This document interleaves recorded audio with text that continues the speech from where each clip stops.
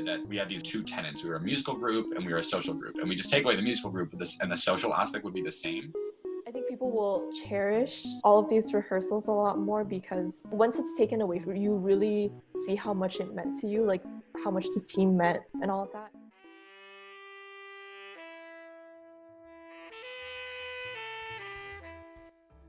Welcome to The Daily Brew from the Stanford Daily. I'm Agnes.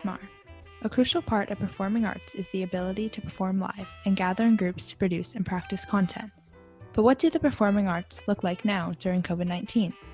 Today, you'll hear from representatives from various Stanford performing arts groups, a cappella groups the Mendicants and Counterpoint, urban dance group Common Origins, and poetry club Spoken Word Collective.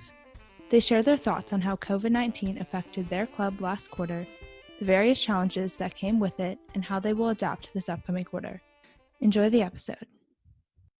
What makes our dance team unique is the fact that we do have these open workshops and we do allow people with no dance experience to come in and find a very welcoming environment to just learn urban dance. What we did was we started hosting virtual workshops, and it took some trial and error because kind of just figuring out how the audio worked, what was the best way to teach virtually.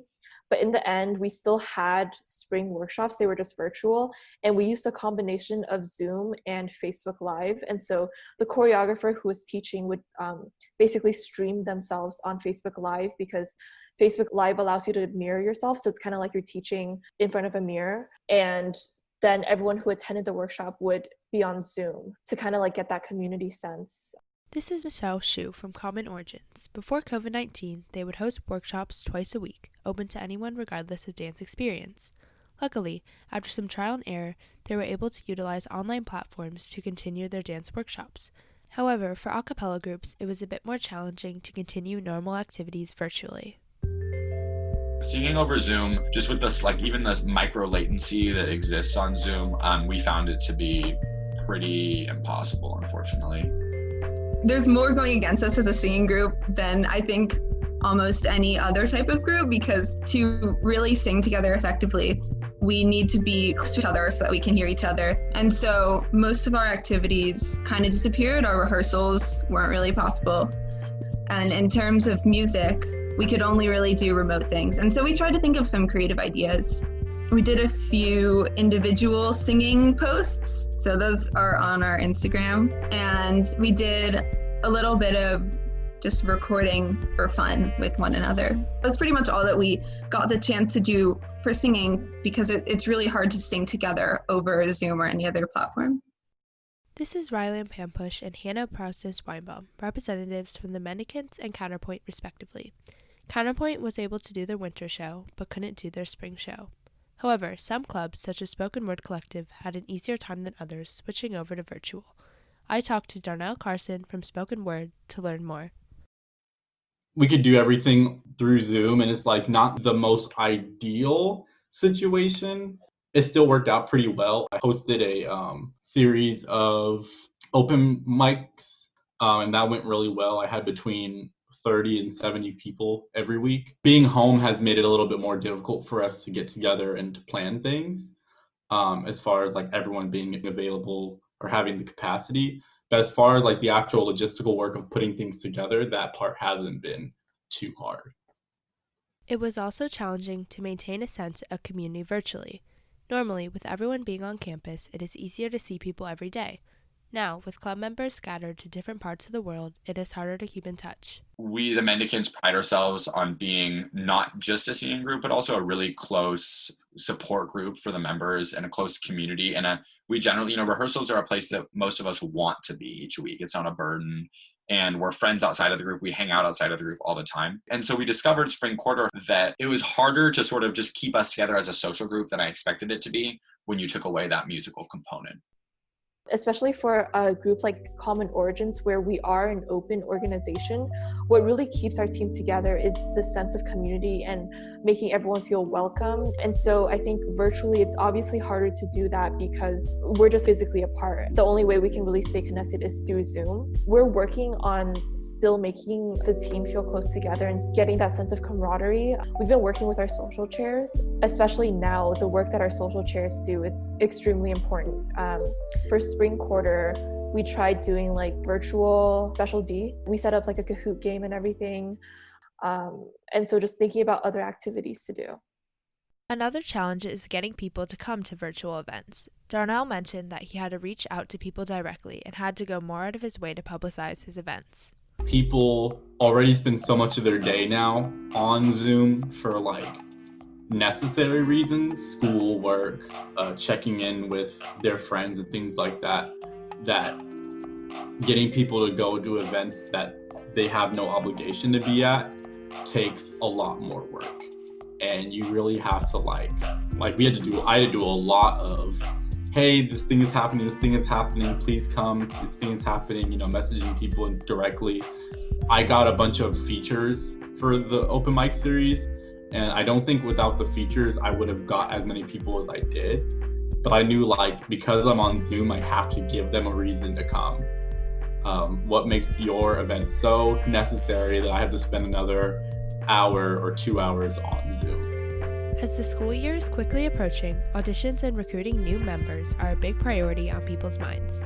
Usually auditions are held in person, but just like rehearsals and performances, performing arts clubs have to figure out how to adapt to the COVID-19 restrictions. Right now we're trying to adapt our auditions process, and how that'll probably end up looking for all the groups is some combination of auditionees sending in a video of them singing, maybe a Zoom audition, maybe, regulation permitting an outdoor, masked up, social distanced callback of some sort.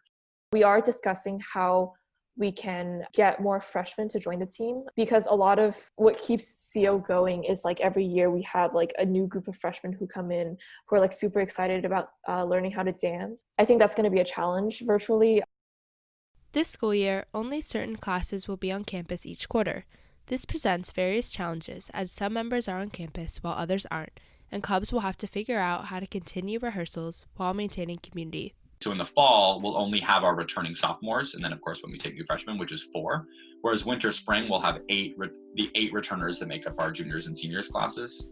And so we're trying to brainstorm how can we maintain a sense of community, that is important to me, while B, also producing content, because that's what we fundamentally do as a group. Most of our singing activities, to the extent that that's possible, will probably be people who are on campus. And so that means that most likely everyone will get a chance to be a regular member of Counterpoint at some point. But yeah, classes who aren't on campus are going to be in Counterpoint in a very different way. And that's kind of unavoidable, but we still plan to incorporate them in some way, at least socially. I asked everyone their thoughts on how performing arts will change after COVID-19 is over. Some said these times have made them realize technology can help them reach a bigger audience beyond Stanford. Others said they think that there will be an increased demand for performing arts. I think groups will be producing more content during the pandemic to be published and streamed, because oftentimes we're focusing on that campus performance aspect that's no longer going to be there.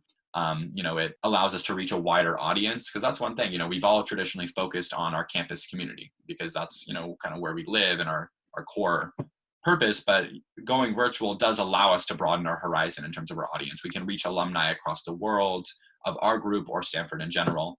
And so I think maybe you could expect to see a more robust sort of widespread outreach system for most of the groups after we navigate this. So maybe that means from now on, we'll live stream all of our shows. But I think most of the groups will probably return to some semblance of their previous norm before, because at the end of the day, a cappella is, in my opinion, best consumed live. I think it makes great live performance. I think people will be very excited to go to performing arts events. I think given the pandemic and the fact that if you're properly social distancing, you've been deprived of many of your normal theater experiences or movie-going experiences or arts experiences, the ability to go see something is going to be yeah, I have to do that. I haven't done that in half a year.